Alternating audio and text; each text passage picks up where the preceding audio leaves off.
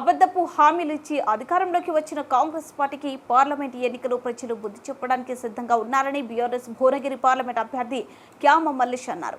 యాదాద్రి భువనగిరి జిల్లా నారాయణపురం మండల కేంద్రంలో నిర్వహించిన రోడ్ షోలో ర్యాలీలో మాజీ ఎమ్మెల్యే కుసుకుంట్ల ప్రభాకర్ రెడ్డి పార్టీ రాష్ట్ర నాయకురాలు పాల్వాయి శ్రవంతితో కలిసి ఆయన పాల్గొన్నారు. ఈ సందర్భంగా క్యామ మల్లేష్ మాట్లాడుతూ అధికారంలోకి రాగానే 6 గ్యారెంటీలు అమలు చేస్తామని ప్రగల్భాలు పలికి ఇప్పుడు గాలి ముచ్చట్లు చెబుతున్నారని విమర్శించారు.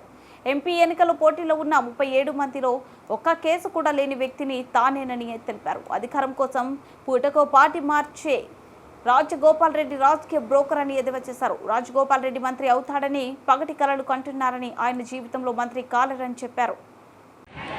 నాతో పాటు వచ్చిన ప్రభాకర్ అన్న గారికి, శ్రవంతక్క గారికి, నారాయణ అన్నకు, వేదికను అలంకరించిన స్థానిక మండల నాయకులకు పేరు పేరున హృదయపూర్వక నమస్కారాలు.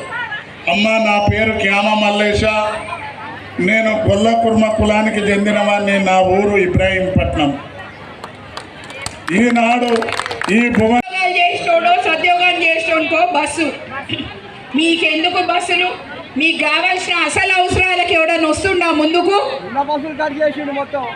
అసలు ఈ ప్రభుత్వం ఎవరన్నా ప్రజల పక్ష నిలబడి పోరాడిక సిద్ధంగా ఉందా? మనకున్న నాయకులు ఇక్కడ ఎట్లున్నారంటే, మా పూట గడుస్తే చాలు, మా పెత్తనాలు నడుస్తే చాలు అన్నట్టు.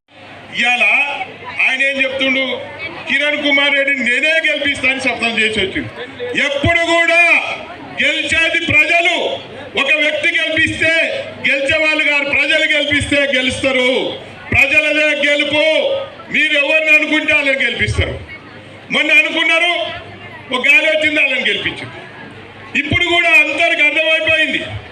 అక్క, నీకు 4000, మీ అత్తకి 4000 పెన్షన్ వచ్చిందటగా చెప్తున్నామా? 4000 ఇచ్చామని.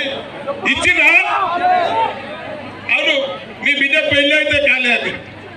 తులమ్మ గారు వచ్చిందటగా. వచ్చినారమ్మా?